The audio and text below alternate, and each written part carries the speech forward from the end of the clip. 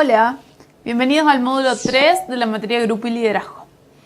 En este módulo vamos a trabajar conceptos sumamente importantes para cuando ustedes sean parte de una empresa o de una organización, ¿sí? Si bien vamos a decir empresa, recuerden que puede ser aplicable a todo tipo de organización, ¿sí? Una ONG, una organización privada.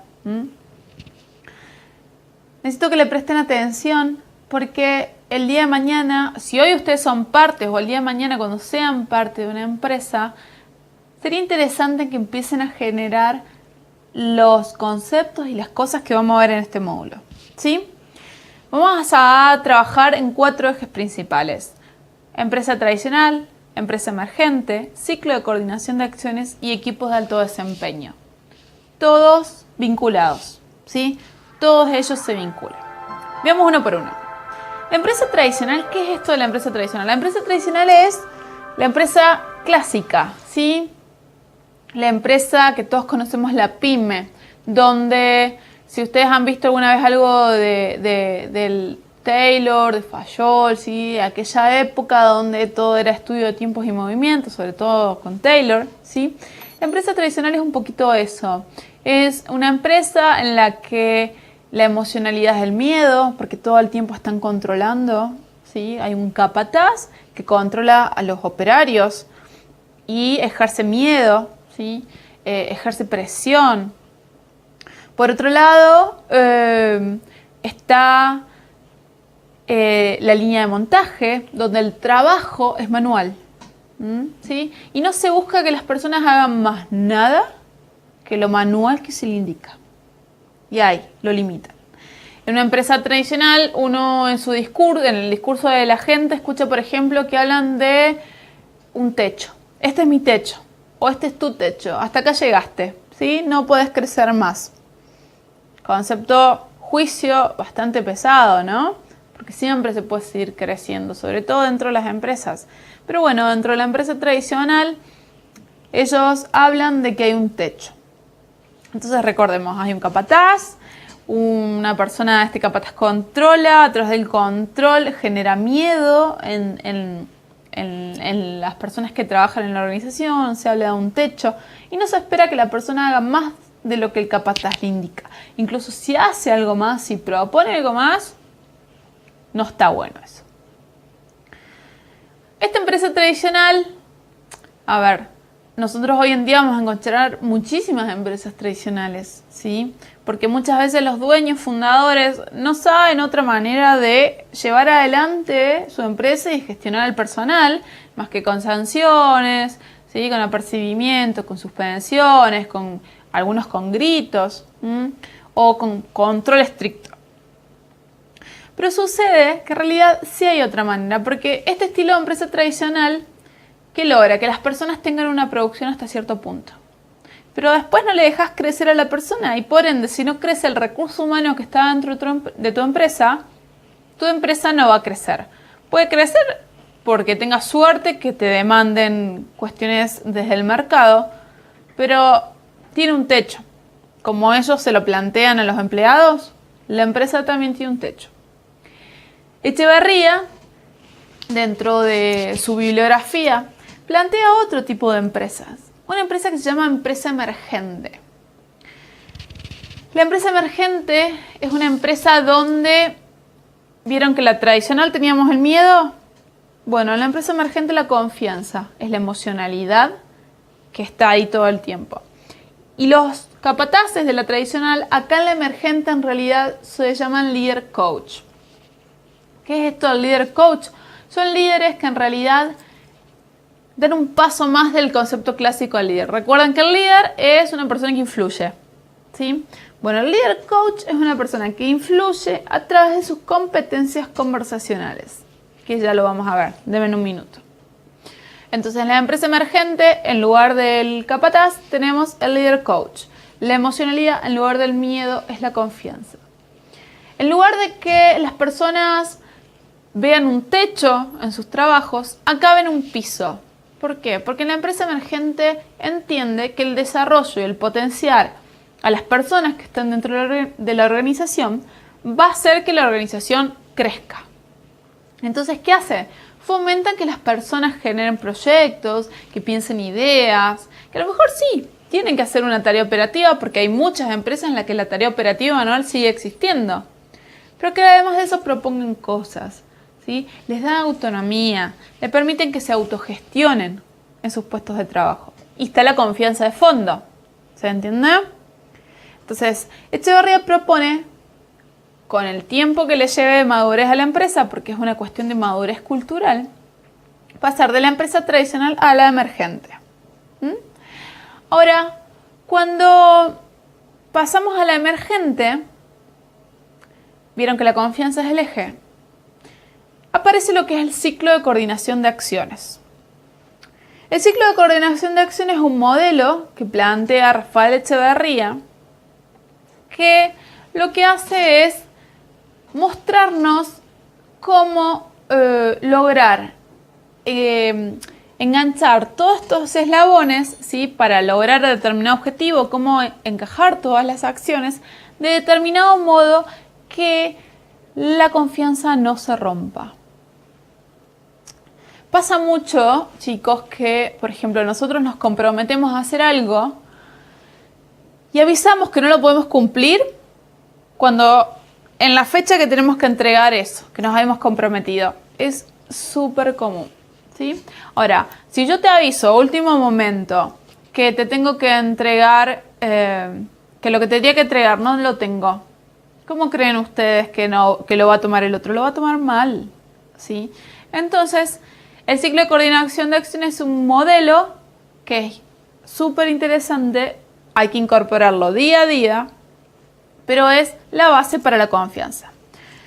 Y les voy a contar, tiene 4 etapas. La primera etapa tiene que ver con la creación de contexto. ¿Qué es esto? Cuando yo voy a pedir algo, por ejemplo, porque la coordinar acciones, cuando nosotros coordinamos acciones con alguien, surge de un pedido de alguien o de una oferta de alguien. Pero vamos con el pedido. Alguien viene y me pide algo a mí. Si en este momento que yo estoy grabando, alguien entrara y me pide a mí algo, yo no lo voy a escuchar, ¿sí? Porque yo estoy concentrada en otra cosa. Entonces probablemente yo me vaya a olvidar de eso que me pidieron, ¿sí? O cuando estamos hablando por teléfono y alguien nos pide algo.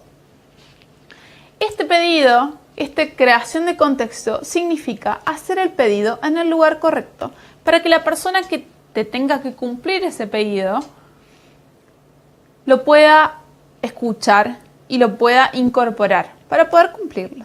Y que sea un lugar donde la persona tenga posibilidad de gestionar la segunda etapa, que es la negociación, ¿sí? La negociación tiene que ver con que yo pueda decirte, no, la verdad no voy a llegar en plazos, no, la verdad no sé hacer lo que me estás pidiendo, ¿sí? En la negociación lo que se hace es, se establecen las condiciones de satisfacción de la parte que pide y la parte que está tomando el pedido evalúa si las puede cumplir o no. O renegocia, ¿sí? Ahora, supongamos que en la negociación los dos se ponen de acuerdo con las condiciones de satisfacción.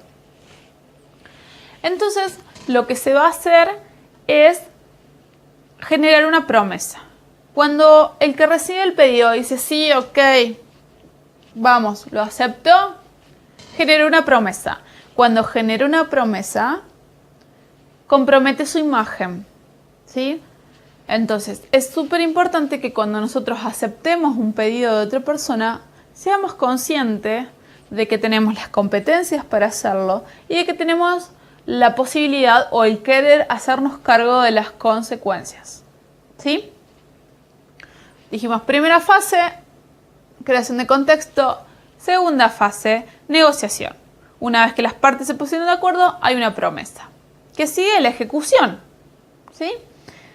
Ahora, ¿qué puede pasar? Puede pasar que en la ejecución, cuando nosotros estamos ejecutando algo que nos pidió una persona, nos encontremos con alguna contingencia, con algo que se nos interpone y no podemos cumplir en tiempo y en forma con lo que prometimos. Y acá es donde se suelen dar uno de los mayores problemas, y es que las personas no avisan que ahí no lo pueden cumplir, ¿sí? Entonces ahí, si nosotros vemos que no lo podemos cumplir durante la ejecución, tenemos la opción de cancelar, de revocar, de renegociar. Es decir, llamar al que nos pidió y decir la verdad, me pasó esto, esto y esto. No te lo puedo entregar en el plazo que hemos estimado, pero te propongo entregártelo acá. ¿Sí? Pero imaginemos que salió todo bien, la ejecución se dio de modo correcto, se hace la declaración de cumplimiento. ¿Qué es esto? Es decirle al otro, ya está lo que te prometí que iba a hacer. Está listo. Entonces la persona que hace el pedido viene. Cuando viene evalúa, por supuesto. ¿Y qué va a evaluar? Las condiciones de satisfacción que nos pidió en un momento. Entonces va a ver si las características que él pidió están, si la cantidad que él pidió está, si fue en tiempo, ¿sí? Que negociaron y acordaron. Y también acá aparece algo sumamente importante, que es que cuando no cumple esas condiciones de satisfacción, la parte que hizo el pedido puede hacer un reclamo. Que reclamo no es lo mismo que queja. El reclamo es constructivo. El reclamo no es diciéndote, sos un incompetente, vos no sabes hacer esto. No, el reclamo es ver por qué el otro no logró lo que nos había prometido y ver cómo lo remediamos, pero de un modo constructivo, a través de la indagación y de la escucha. ¿Sí?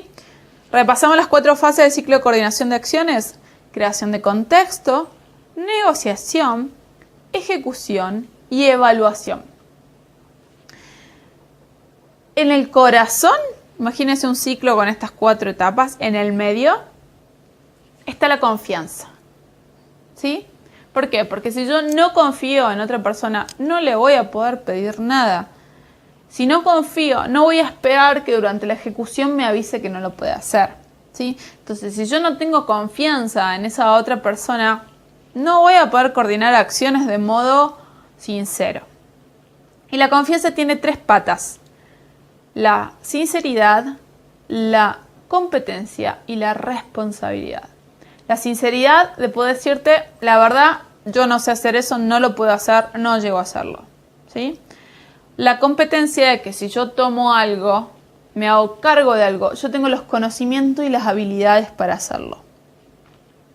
Y por último, la responsabilidad, que si una vez me enseñaron una frase que dice que la responsabilidad lleva una H en el medio, porque es la habilidad de hacerse cargo de las consecuencias de nuestras acciones.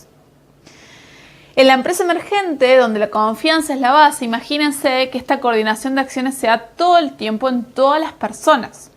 ¿Sí? Tal vez puede sonar un ideal, pero no es nada del otro mundo lo que estamos planteando, ¿sí? Lo que les estoy contando. Pero las personas no nos ponemos a hacer eso, a coordinar acciones, a plantear las condiciones de satisfacción claras, a decir no llego, no puedo. ¿Sí? Y luego tenemos lo que son los equipos de alto desempeño. Los equipos de alto desempeño, por supuesto, están adentro de la empresa emergente y todo el tiempo están coordinando acciones. Y los equipos de alto desempeño tienen una vuelta de tuerca más que los equipos comunes.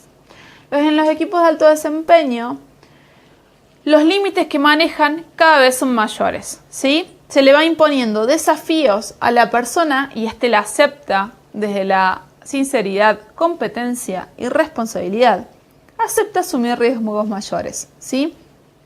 Estos riesgos mayores van corriendo su límite, ¿sí? Y van haciendo que él adquiera mayores competencias. La responsabilidad en los equipos de alto desempeño es individual y grupal.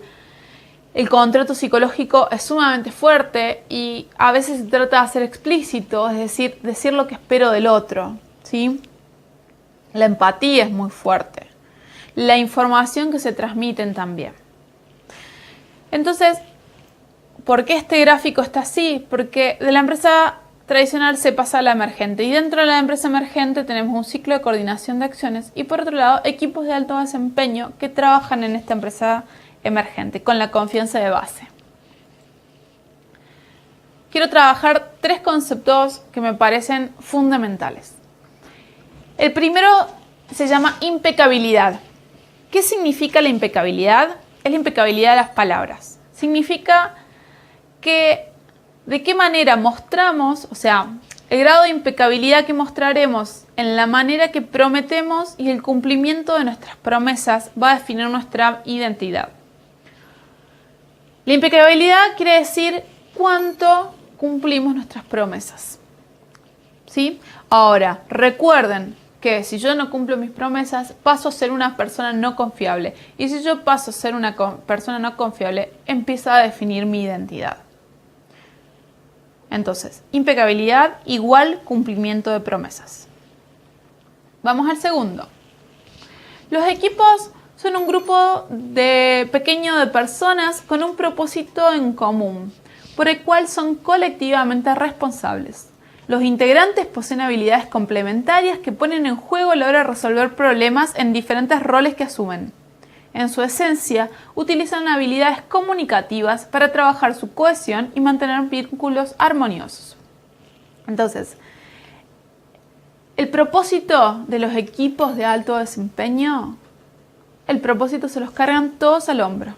Es un propósito común y todos se hacen responsables del logro o de no logro de ese objetivo. Y esto puede parecer, ustedes van a decir, y sí, obvio. No, no es obvio. Muchas personas a la hora de cuando las cosas no salen bien se lavan las manos en las empresas. ¿Sí? Si hay una persona que se lava las manos, eso no es un equipo ni siquiera.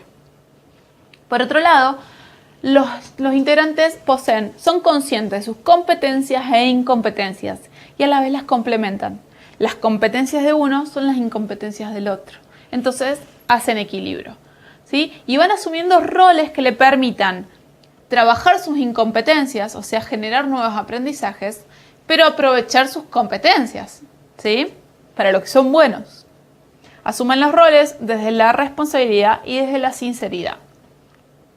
Entonces, y usan estas habilidades junto con habilidades comunicativas, habilidades comunicacionales. ¿Cuáles? Escucha activa, gestión de las emociones, indagación. ¿Sí? Son 3 habilidades, por ejemplo, comunicativas esenciales. Y por último, y no menor, en los equipos de trabajo es el tema de los juicios. Sus habilidades para fundar o no fundar juicios están sumamente trabajadas, donde no se dejan afectar por los juicios de los otros, sino que lo trabajan para ver si son fundados o infundados. Y por último, quiero recordarles qué es el contrato psicológico. Jane, un autor sumamente conocido, define el contrato psicológico como un conjunto de expectativas no escritas, en parte alguna, que operan a toda hora entre cualquier miembro y otros miembros y dirigentes de la organización. El contrato psicológico, en resumen, son las expectativas que yo tengo de la empresa, de la organización o de mi equipo y que mi equipo tiene de mí o la organización tiene de mí o de la empresa tiene de mí. Lo peligroso de esto es que no son escritas. Generalmente el contrato psicológico es implícito. Entonces, si es implícito, el riesgo de romperlo es súper alto. Por ende, en los equipos de alto desempeño, la indagación, ellos se preguntan, escuchan, para tratar de explicitar ese contrato psicológico, ¿sí? Ese conjunto de expectativas, hacerlos explícita y así poder cumplirla. Entonces, desde una empresa tradicional se puede lograr una empresa emergente. Es trabajo y aprendizaje.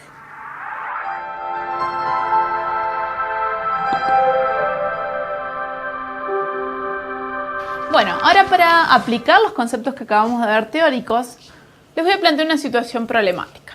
Imaginemos que en este caso tenemos 2 personajes, Pablo y Elizabeth, están reunidos en una oficina porque trabajan en una empresa desarrollista de proyectos inmobiliarios y tienen que asignar un presupuesto para lograr generar ese desarrollo inmobiliario, ¿sí? Elizabeth, imaginemos que es de finanzas y Pablo es el que está a cargo de la ejecución, ¿bien? Ahora ellos están debatiendo porque le tienen que presentar al directorio, ¿sí? El proyecto, pero con todas las partes del desarrollo del proyecto, la parte financiera y demás. Entonces, imagínense los sentados en una mesa y Pablo le dice, Elizabeth, ¿qué pasa que hay tan poco presupuesto para el proyecto? Entonces Elizabeth le dice, mira, el proyecto no está aprobado, la verdad. Entonces, le faltan partes importantes, le dice Elizabeth. Y Pablo le dice, no, pero no le faltan partes importantes. Es decir, y de última, si le faltaran partes importantes o si es viable o no, lo va a definir el directorio. Nosotros tenemos que presentar ese proyecto con todas las patas desarrolladas, ¿sí? Incluida la financiera. Yo necesito presentar un valor de cuánto me va a salir el proyecto y si tengo los recursos para hacerlo, a ese desarrollo inmobiliario. Y Elizabeth le dice, mira, yo escuché de Horacio, por ejemplo, que es uno de los directores, que la verdad no está muy de acuerdo con la viabilidad del proyecto, ¿sí? Entonces Pablo ya empieza se empieza como a enojar, le dice, mira, Elizabeth, eso no lo definimos ni vos ni yo, lo define el directorio. Y hasta tanto no se lo presentemos al directorio, nada podemos decir. Yo necesito que vos me pases la asignación de recursos para ese proyecto. A lo que Elizabeth le dice, mira, la verdad, hasta que yo no tenga el preproyecto y hasta que yo no tenga la maqueta, no te voy a poder asignar recursos. Me olvidé algo importante. Pablo, cuando le dice esto de que, bueno, necesito que me lo presentes, también le ofrece su ayuda, ¿no? Le dice, yo te ayudo en lo que necesitas. Y a lo que Elizabeth le dice, mira, hasta que yo no tenga el preproyecto y la maqueta, la verdad, no te puedo asignar nada. Y Pablo le dice, pero te lo mandé hace 2 semanas. Y ella dice, no, la verdad no recibí nada.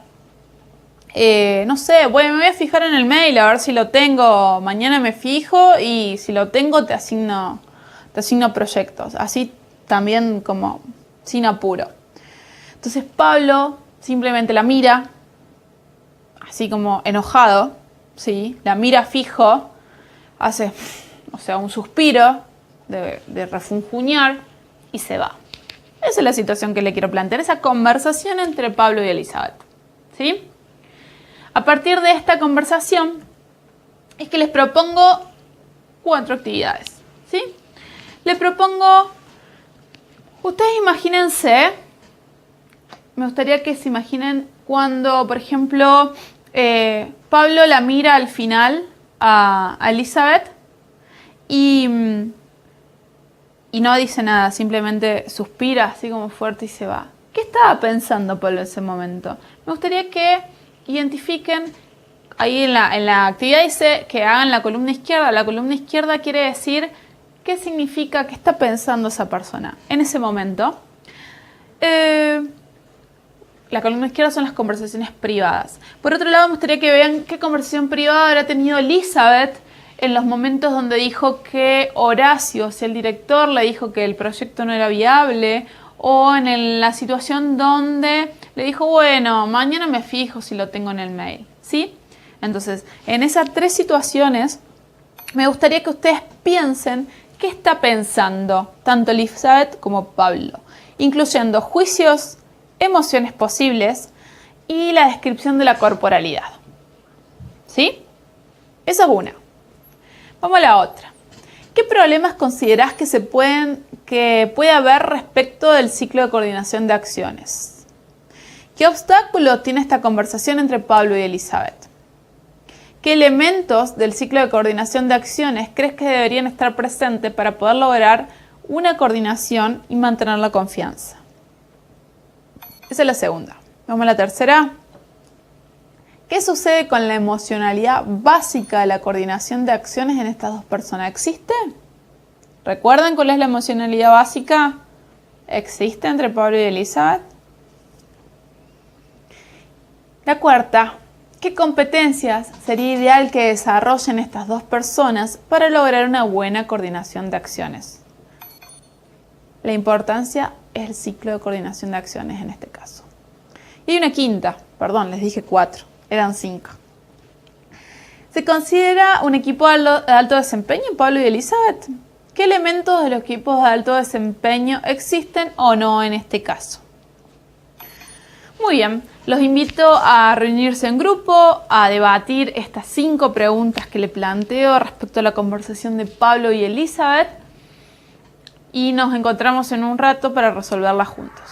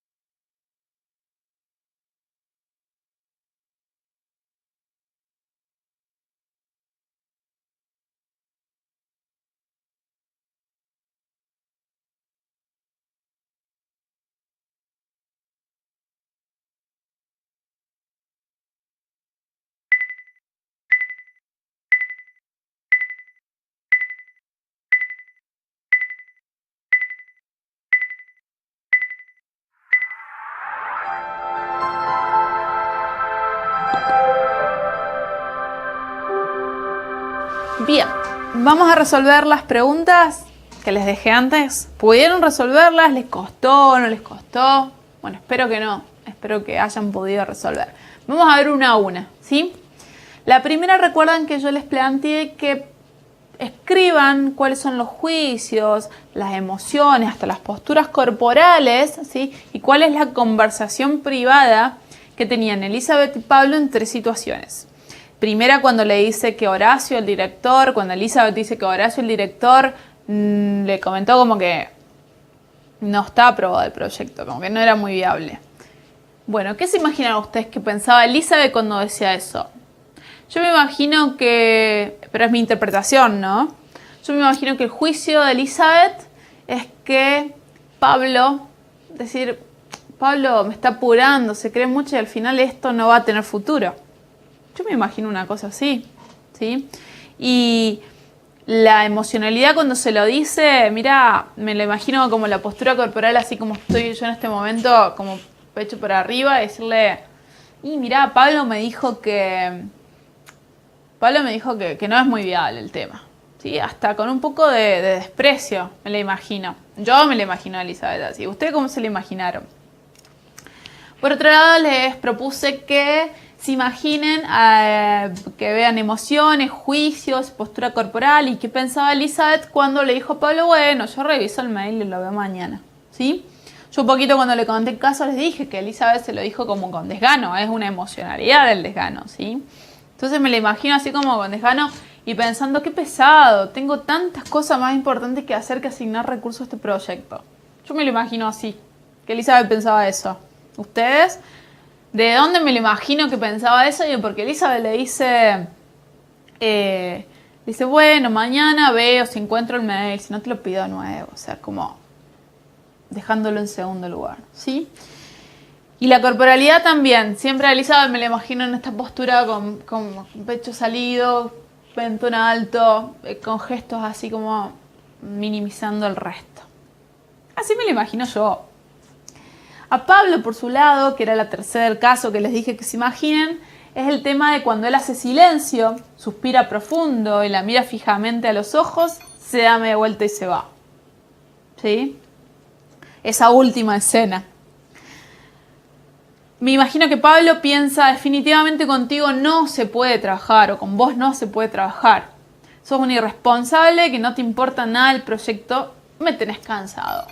Yo me imagino que esa corporalidad de Pablo, donde hace silencio, hace así, la mira y se va. Para él dice eso, que la otra es un irresponsable y que la verdad está cansado. Y la emocionalidad, enojo. Enojo profundo. Porque también me pongo en el lugar de Pablo. Digo, yo tengo que presentar un proyecto al directorio y esta persona yo le envié hace 2 semanas la información y todavía ni la miró, ¿sí? Entonces, eso es lo que me imagino que pasa. Bien, estuvo como ustedes se imaginaron, más o menos. Es el observador de cada uno, ¿sí? Vamos a la actividad 2. La actividad 2 decía qué problemas se considera que puede haber respecto al ciclo de coordinación de acciones, qué obstáculos había en esta conversación y qué elementos del ciclo de coordinación de acciones deberían estar presentes para lograr esa coordinación. Bien, a ver, en esta etapa todas las partes del ciclo de coordinación se vieron afectadas en diferentes momentos. Veamos, a ver, la primera etapa del ciclo de coordinación de acciones era la creación de contexto. La creación de contexto no estuvo anteriormente en el pedido de Pablo. Pablo se lo pide cuando están en esta reunión que ya se lo tienen que presentar al directorio, ¿sí? Pero en realidad, cuando Pablo le mandó la información, debería haberse acercado a Elizabeth y haberle dicho, che, Elizabeth, te pido que por favor, en este momento o dentro de los próximos 2 días o para la reunión que tengamos, cheques la maqueta y el anteproyecto para que podamos asignar un presupuesto. Y ya vayas a la reunión con el presupuesto asignado. Esto no lo hizo Pablo, ¿sí? Por otro lado, tenemos el tema de la negociación. Como Pablo no creó contexto antes, en el momento de la reunión, tampoco negociaron nada. O sea, Pablo le ofreció su ayuda, pero no negociaron plazos, no negociaron nada, incluso quedó en la nada, porque Elizabeth dijo, bueno, me fijo, ¿sí? Ni hablar de la ejecución. No hubo ningún tipo de ejecución y dudo, me imagino, que tampoco va a haber para la reunión del directorio. No sé si se va a llegar, y si se va a llegar a ejecutar, se va a ejecutar de un modo medio, no de la calidad que merece una presentación a un directorio, ¿sí? Y por último, las condiciones de satisfacción, por supuesto que no están dadas, ¿sí? Y a la hora de la evaluación no están evidentemente el pedido que supuestamente Pablo hizo, que en ningún momento del caso Pablo lo plantea antes de la reunión. Simplemente le envió la información por mail, ¿sí? Entonces, como vemos, todas las etapas del ciclo de coordinación de acciones en este caso se vieron afectadas. Ninguna se hizo del modo correcto. Vamos al caso 3. Bien.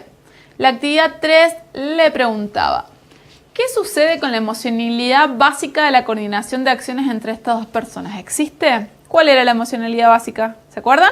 Era la confianza, ¿sí? Y evidentemente entre estas dos personas la confianza no existe. O al menos a partir de esta reunión no va a existir. Y yo me imagino que Pablo, con cómo se fue, probablemente yo me imagino que ya le pasó otras veces con Elizabeth esto. Entonces, yo creo que la confianza no existe. A ver, la sinceridad no estuvo, o sí, pero no estuvo en un principio al menos, ¿sí? La competencia, tal vez Elizabeth tiene las competencias para asignar recursos, pero no tuvieron ninguno de los dos las competencias conversacionales para coordinar las acciones. Y por último, la responsabilidad tampoco está, porque en Elizabeth lo dejó liberado y Pablo tampoco hizo ningún pedido, simplemente se fue. Entonces, la confianza entre estas dos personas no existe, ¿sí? Vamos a la cuarta.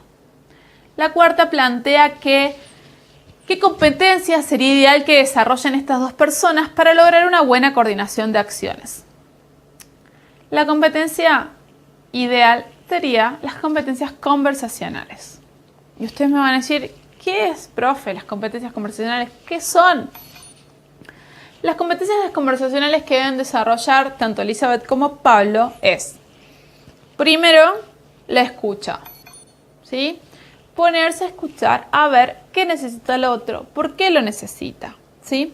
La gestión de los juicios, esto de que Horacio dijo, el rumor, para mí no va a ser viable, es todo juicio, ¿sí? Esto de interpretación, entonces empezar a fundar los juicios, a ver si tienen base o no base sustentable. Otra competencia conversacional que tienen que desarrollar es la indagación, es poder preguntarle al otro por qué no lo hiciste, qué te pasó, ¿sí?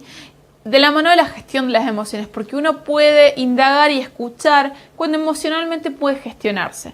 Recordemos que la gestión de las emociones no es no sentir emociones. La gestión de las emociones es frenar el impulso, gestionar el impulso, ¿sí? Que en este caso, por ejemplo, cuando Pablo se fue, yo entiendo que fue la gestión de un impulso. Si bien corporalmente dijo mucho, gestionó el impulso, porque yo entiendo que Pablo, en el nivel colmado que estaba, iba a decirle cualquier cosa a Elizabeth.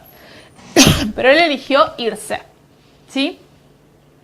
Entonces la escucha, la indagación, el fundar juicios, la gestión de las emociones son competencias sumamente importantes que tienen que coordinar estas dos personas.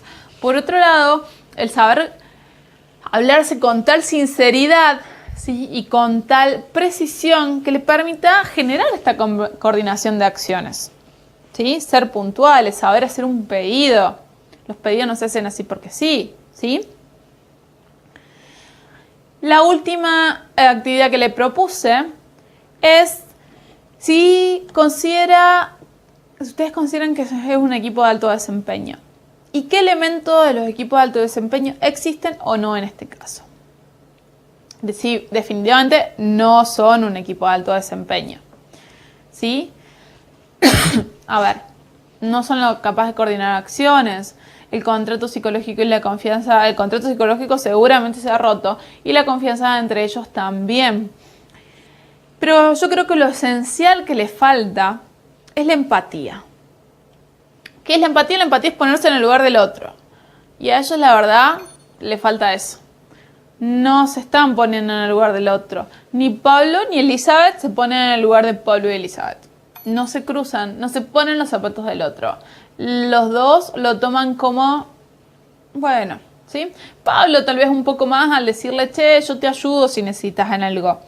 Pero no se pone en el lugar de Elizabeth. Nunca pensó que Elizabeth tal vez tenía otras prioridades. Nunca le preguntó su agenda. Elizabeth, por supuesto, nunca se puso en el lugar de Pablo y lo que significa un proyecto de tal envergadura.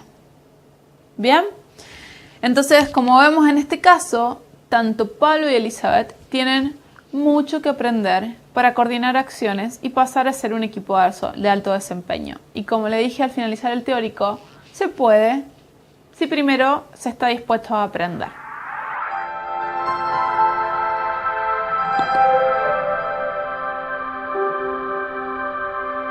Ahora vamos a ver 3 preguntas cerradas o 3 choice, como les quieran llamar, ¿sí? Son 3 choice referidas a los temas teóricos y el tema práctico.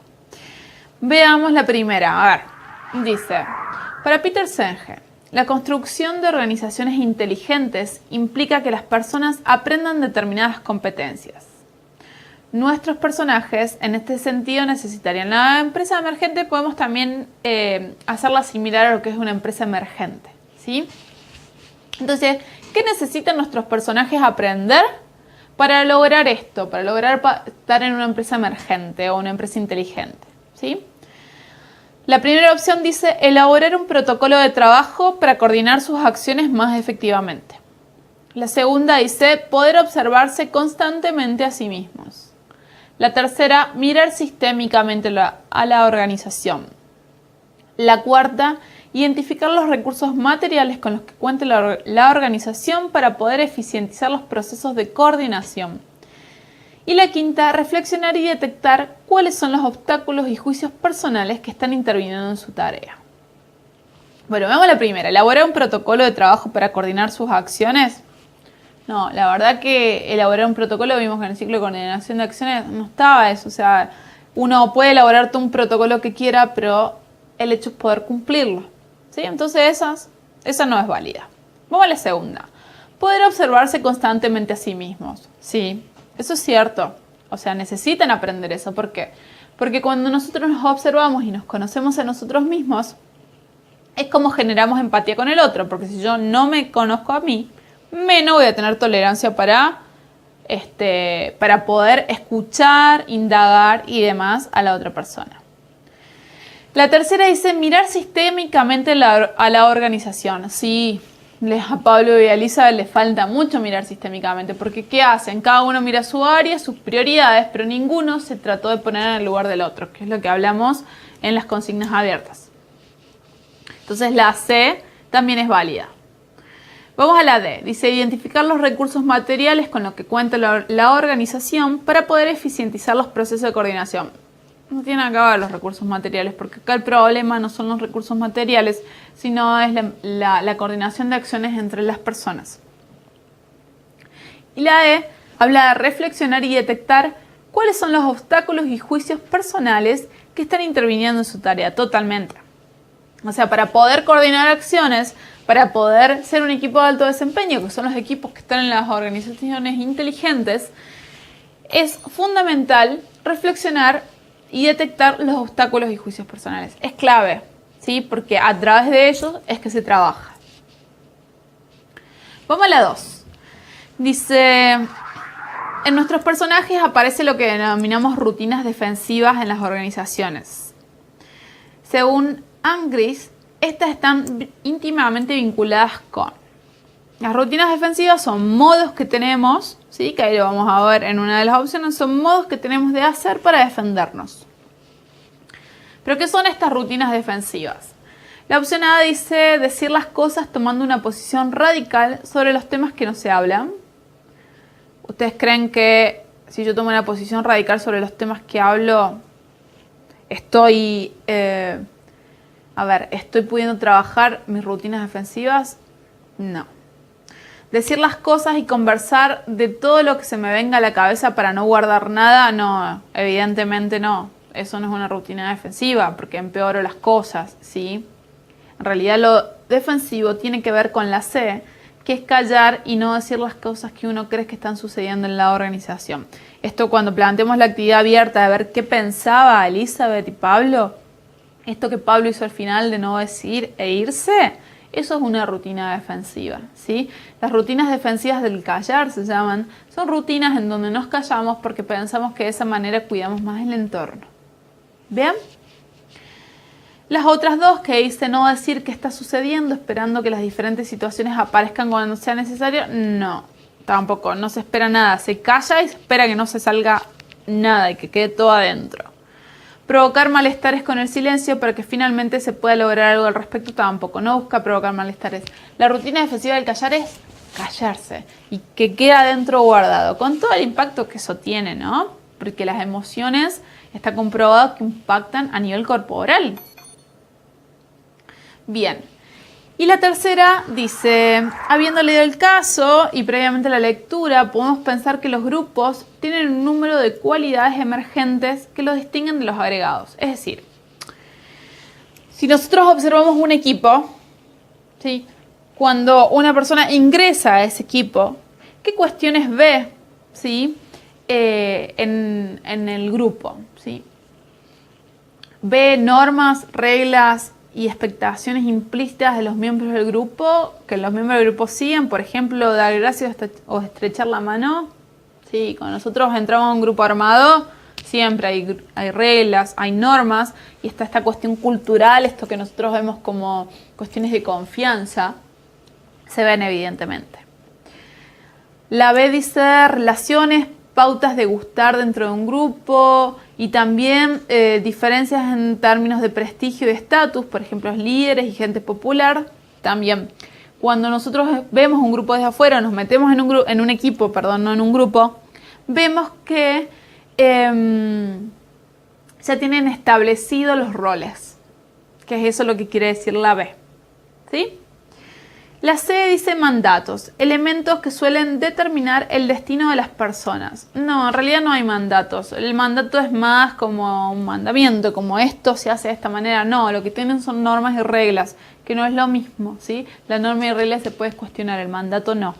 En un equipo de trabajo no hay mandato. Roles y reglas y expectaciones específicas dentro del grupo, ¿sí? También está eso, ¿sí? Por ejemplo, que el niño mayor tiene responsabilidades adicionales en la familia. Esas son cosas culturales que se ven.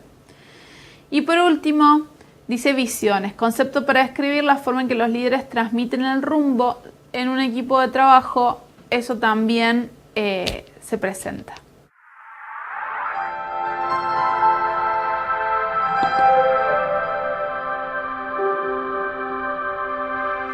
A modo de cierre, ¿sí? Vamos a repasar los conceptos que vimos en el módulo. Vimos empresa tradicional y empresa emergente, ¿sí?